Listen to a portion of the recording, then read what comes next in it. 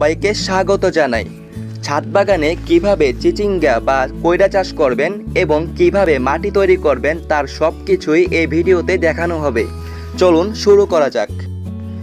প্রথমে আমাদের চারা তৈরি করে নিতে হবে। সেই জন্য আমি দুইটি পাত্রে দুইটি বীজ লাগিয়ে দিলাম।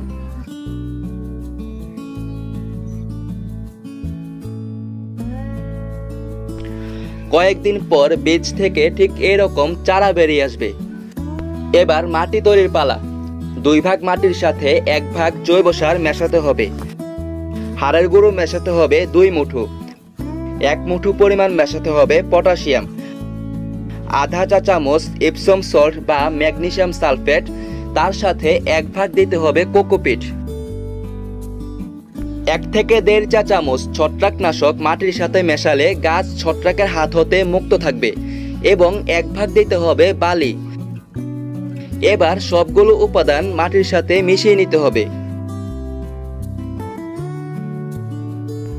একটি ক্যারেট নিলাম এবং এর চারপাশের ছিদ্রগুলো এরকম টেপ দিয়ে আটকে নিলাম।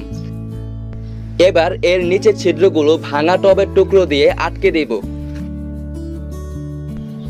এবার মাটি দিয়ে দিব। মাটি ভর্তি হয়ে গেলে এভাবে হাত দিয়ে মাটি চেপে দেব, যাতে টবে কোনো ফাঁকা জায়গা না থাকে, এবং 5 থেকে 7 দিন পর এখানে চারাগুলো লাগাবো। বৃষ্টির কারণে টবের মাটি ভিজে কাদা হয়ে গেছে, কিন্তু চারাগুলো যথেষ্ট বড় হয়ে গেছে, তাই চারাগুলোকে এখন লাগাতেই হবে।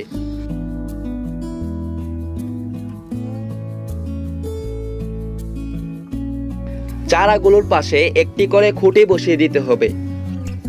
এতে চারাগুলো খুব সুন্দরভাবে বেড়ে উঠবে। চারাগুলো বড় হচ্ছে। আরো কিছুদিন পর গাছগুলোর অবস্থা দেখুন। এবার গাছগুলোকে মাচার উপর তুলে দিলাম। দেখুন বন্ধুরা, কত সুন্দরভাবে গাছ দুটি বেড়ে উঠছে এবং ফুল আসাও শুরু হয়ে গেছে। গাছের গোড়ার দিকে যে শাখা প্রশাখাগুলো রয়েছে সেগুলোকে ছাঁটাই করে দিতে হবে। এরই মধ্যে গাছে ফলন আসাও শুরু করেছে। গাছের গোড়ায় কিছু জৈব সার দিয়ে মালচিং করে দিলে খুব ভালো ফলন পাওয়া যাবে। বেশ ভালো আকৃতির চিচিঙ্গা ধরেছে এবং এখন থেকে গাছে ফলন আসা এবং সংগ্রহ করা চলমান থাকবে। ভিডিওটি ভালো লাগলে অবশ্যই একটি লাইক দিয়ে আপনার সম্মতি জানান এবং চ্যানেলটিকে সাবস্ক্রাইব করে পাশেই থাকুন।